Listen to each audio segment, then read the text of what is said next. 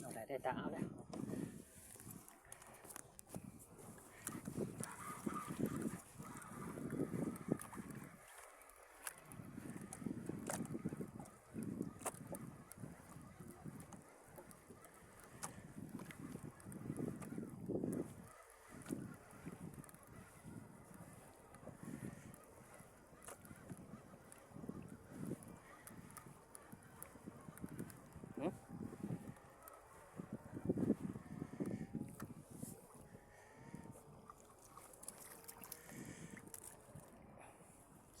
ฟอร์มหาวและสำ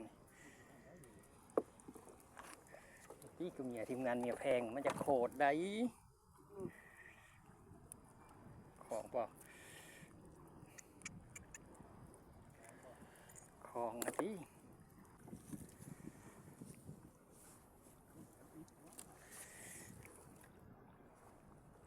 เลย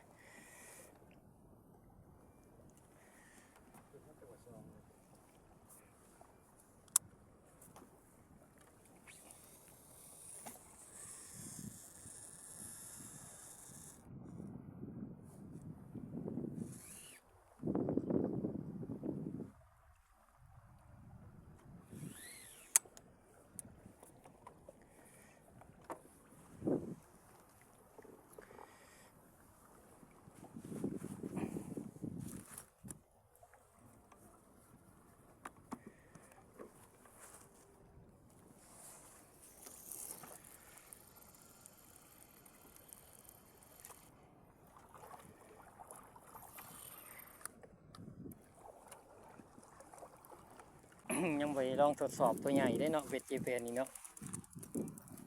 ตัวยังไปลองอันตัวใหญ่ได้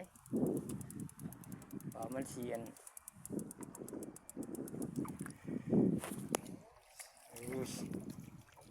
ได้เรื่อง